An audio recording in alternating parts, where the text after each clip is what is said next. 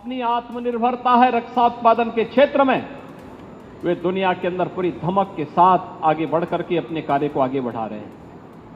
अपनी सुरक्षा भी कर रहे हैं, अपनी संप्रभुता की रक्षा भी कर रहे हैं। आपके सामने इजराइल का उदाहरण है। इजराइल सुरक्षा के क्षेत्र में आत्मनिर्भरता के लक्ष्य को प्राप्त किया। उसने अपने अगल बगल के दुश्मन देशों को नाके चबाने के लिए मजबूर भी किया।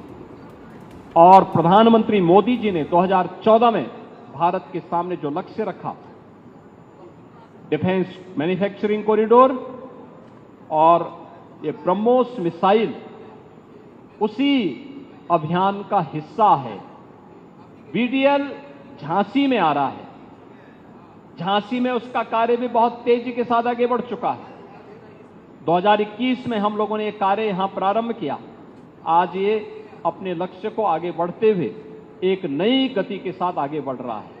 और मैं विश्वास के साथ कह सकता हूं कि भारत आज जिस दिशा में आगे बढ़ा है, रक्षा उत्पादन के क्षेत्र में सर्वांगीण विकास के जिन लक्ष्यों को प्राप्त करने की दिशा में आज भारत आगे बढ़ा है, यह निश्चित ही एक नई दिशा को प्राप्त करेगा। जो हमारा लक्ष्य था उत्तर प्रदेश में कि 6 डिफेंस मैन्युफैक्चरिंग कॉरिडोर में हमें यहां पर 50,000 करोड़ रुपए का निवेश कराना है, 1 लाख युवाओं को रोजगार भी देना है।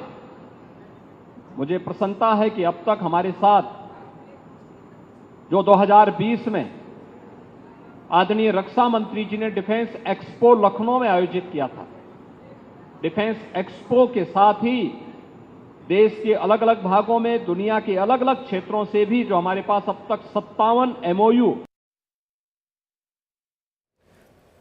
योगी आदित्यनाथ को आप सुन रहे थे। लखनऊ से इस समय योगी आदित्यनाथ लाइव थे। वहां पर एक प्रोग्राम है जहां पर रक्षा मंत्री राजनाथ सिंह भी पहुंचे हैं। सीएम योगी ने जो यूनिट है उसका शुभारंभ किया और सीएम योगी ऑपरेशन सिंदूर में तीनों सेनाओं ने कमाल किया है, इसका जिक्र भी सीएम योगी आदित्यनाथ कर रहे थे।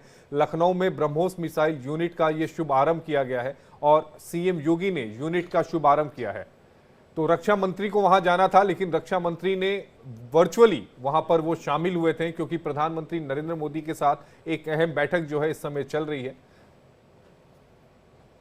सीएम योगी आदित्यनाथ को यहाँ पर आपने सुना है, सेनाओं ने जिस तरीके से पराक्रम अपना दिखाया, उन्हें सलाम भी किया गया। इस दौरान लखनऊ में ब्रह्मोस मिसाइल यूनिट का शुभारंभ सीएम योगी आदित्यनाथ के हाथों हुआ है।